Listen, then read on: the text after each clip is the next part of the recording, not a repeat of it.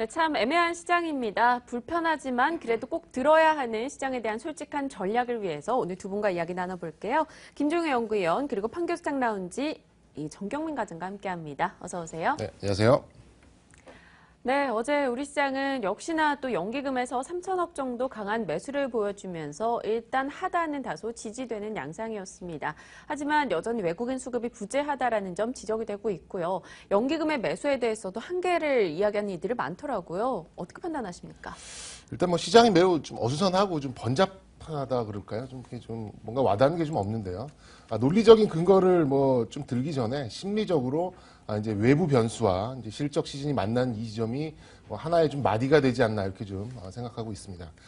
최근 수급만 놓고 보자면 뭐 현물을 버리고 선물로만 시장을 컨트롤하고 있는 외인과 삼성전자와 현대차의 자사주 매입에 대고 뭐 대놓고 던져서 번 돈을 가지고 수익률 게임을 하고 있는 기관, 그리고 도대체 컨셉이 뭔지 역대급 미개한 매매 행태를 보이고 있는 연기금이 각각 따로 노는 것 같습니다.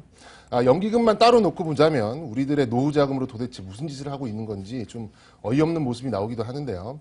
2년 전부터 되지도 않은 경기 민감주에다 지속적으로 바보짓을 해놓고 이번에는 조금 올라오는 모습을 보이는 그 종목에다 물을 막 타더니 정부 정책에 발을 맞춘 것인지 아니면 누가 시킨 건지는 모르겠지만 펀더멘털도 확실치 않은 뭐 핀테크나 헬스케어, 사물 인터넷 등 테마성이 강한 섹터에서 종가로 올려대면서 개미들과 같이 수익률 게임을 하고 있는데 좀 한심하기 짝이 없습니다.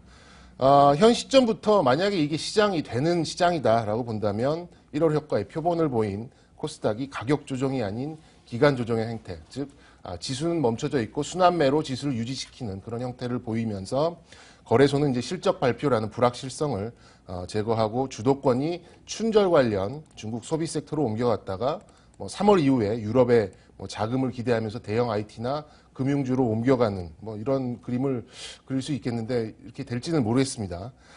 이것은 뭐 되는 시장의 막연한 그림일 뿐이고요.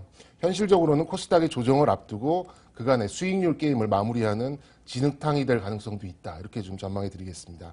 신규 매수를 하신다면 뭐 화장품이든 카지노든 음식료든 중형주 이상 규모의 중국 소비 섹터에서 고르는 것이 모범 답안이라는 생각이고요. 그간 순환매에 동참을 하셨다면 그 규모를 축소하면서 리스크에 대비하시는 게 좋은 시점인 것 같습니다. 단기적으로는 뭐 파라다이스나 코스맥스, 뭐 MK트렌드, 리옴쿠첸, 뭐 사조 해표 등 중국 소비 섹터 대표주로 보시는 게 좋을 것 같고, 중기적으로 보신다면 SK하이닉스나 LG디스플레이, 뭐 신한지주나 KB금융 같은 은행주도 괜찮게 바라보는 뷰를 제시해드리겠습니다. 네, 알겠습니다. 어제 김종혜 연구위원께서 연기금은 이 국민들이 다 같이 욕을 해도 모자라다 이렇게 이야기를 주셨는데 오늘 정경민 과장님께서 시원하게 욕을 해주셨네요. 이 수급 어떤 식으로 판단할까요? 조금 더 보태주신다면요. 그냥 한마디로 말씀드리면 뭐 연기금의 수급은 지속되긴 어렵다. 지금처럼 뭐 사된다면 아마 연간으로 한 48조 정도 사야 되거든요. 뭐 그건 말도 안 되는 얘기니까 뭐 연기금 수급은 아마 조금 드론 타다가 외국인이나 누가 다른 사람이 매수 들어오면 아마 바로 매수 안 할 거고요. 또 하나 이제 시장의 중요한 그 수급의 흐름에 있어서 핵심은 외국인인데 외국인이 과연 돌아오느냐는 여러 번 강조드렸지만 눈으로 확인하고 믿어라. 아무리 뭐 전문가가 외국인이 언제쯤 오지 않겠느냐 이 얘기 몇 달 전부터 나왔던 얘기거든요. 뭐 전 다 쓸모없다라고 생각하고 있습니다. 그래서 외국인이 정말 실제로 연이어서 선물에 이어서 현물까지 눈으로 들어오는 것을 확인하기 이전까지는 뭐 시장에 대해서는 완만한 정도의 등락 뭐 이 정도로 생각하시는 게 좋을 것 같고요. 저는 뭐 종목 차별 아까 말씀하셨던 뭐 중국 소비주라든지 뭐 IT주라든지 이런 종목들로 종목 차별화는 계속 이어진다라고 보고 있습니다. 네, 알겠습니다. 수급만큼 좀 판단하기 어려운 게 바로 유가가 아닐까 싶습니다. 급락하기도 했는데 또 바닥권이다라는 이야기도 계속 들려오고 있고요. 일단 유가의 영향을 받아서인지 어제 대한항공, 한질칼 그리고 아시아나항공 모두가 급등이었습니다. 아시아나항공 같은 경우는 11%나 올랐어요. 이런 항공주에 대한 시각 어떻게 가져갈 수 있을까요? 좀 위험한 발언을 좀 하겠습니다. 네. 항공주의 경우에는 저는 1차 유가에나 1차 상승의 국면은 좀 마무리 국면에 접어든 게 아닌가라는 생각을 가지고 있습니다. 왜냐?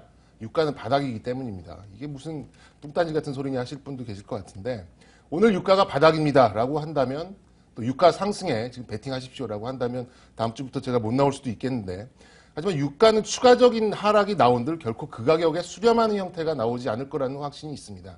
오늘이 최저점일지 내일이 최저점일지 뭐 1년 후가 될지는 모르겠지만 달러 강세가 예고된 이 시점에서 유가의 선 반영은 뭐 이미 충분하다는 생각입니다. 뭐 제 생각이 아닌 시장의 생각일 수 있다는 생각이고요. 모든 기축통화들의 약세에 의한 상대적인 강세와 또 금리 인상에 의한 직접적인 강세가 누구나 예상되는 달러는 유가의 결제 수단입니다. 근데 22의 대규모 양적 완화에도 유가는 크게 무너지지 않았고요. 또 유가의 추가 하락을 점쳤다면 전 세계 주식시장에서 정유주나 화학주들의 동반 반등은 아마도 없었을 것입니다. 우리나라도 보시면 뭐 외인이 정유화학에서 베팅을 해서 이만큼 시장을 견인해 놨는데 뭐 일단 이런 점들을 본다면 항공주들의 일단 첫 번째 랠리, 유가에 의한 첫 번째 랠리는 마무리 국면이 아닌가라고 조심스럽게 전망을 해보겠고요. 1분기 실적으로 유가에 대한 부분이 증명이 된다면 뭐 그때 가서 2차 상승을 기대해봐도 좋은 시점이 될 것 같습니다. 늘 강조하듯 늘어나고 있는 매출과 또 유가로 줄어든 매출 원가의 스프레드를 모두 가져올 수 있는 저가 항공주에 대한 선언은 계속해서 유지를 하겠고요.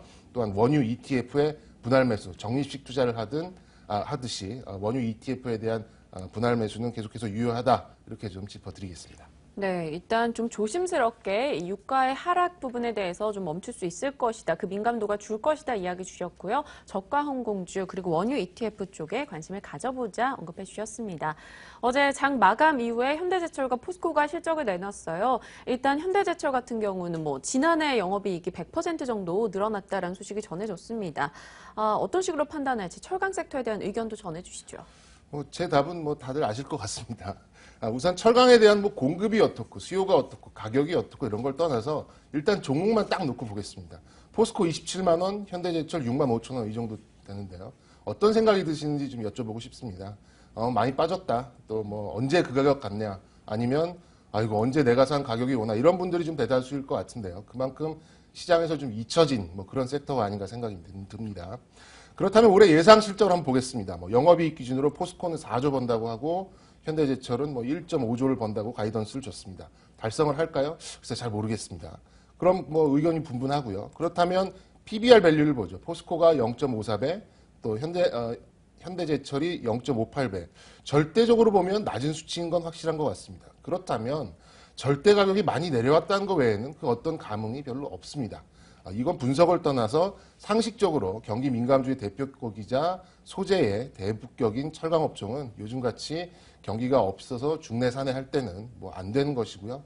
뭐 늘 강조드립니다만 우리 김 의원께서도 강조하십니다만 안 되는 건 안 되는 거다. 이렇게 좀 말씀드리고 싶고 살 필요는 없다.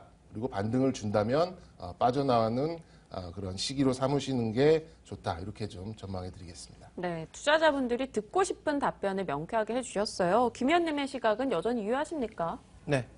뭐 가랭이 붙잡고 한번 죽을 때까지 기다려보겠다라는 시각이라면 저는 뭐 사라고 말씀드리고 싶습니다. 이건 분명히 승률로만 놓고 봤을 때는 거의 100%의 승률을 장담할 수 있는 상황입니다. 다만 얼마까지 기다려야 될지 모르는 거지 단순하게 승률만 놓고 본다면 이 가격에 사서 길게 가져갔을 때 손해본다? 제가 보기엔 거의 가능성이 제로에 가깝다라고 보고 있습니다. 그래서 분명히 이제 여러 번 언급된 투자 관점 분명히 하시라. 난 길게라도 가져가겠다라는 시각이라면 지금 사시길 바랍니다. 그리고 전 뭐 단기 반등 정도는 나오지 않을까라고 보고 있는데요. 순환매 과정에서.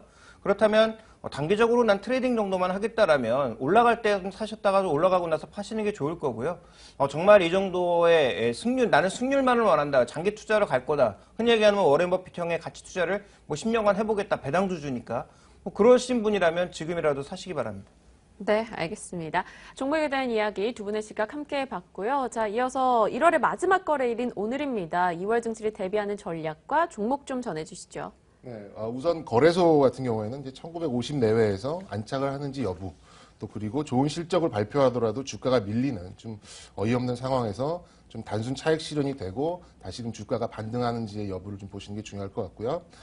대형 IT의 실적 눈높이를 대체적으로 좀 충족을 시켰는데 올해 컨센서스 충족이 이어질 것으로 기대를 모으고 있으니까 이 부분에 관심은 지속되어야 한다 이렇게 좀 보고 있습니다.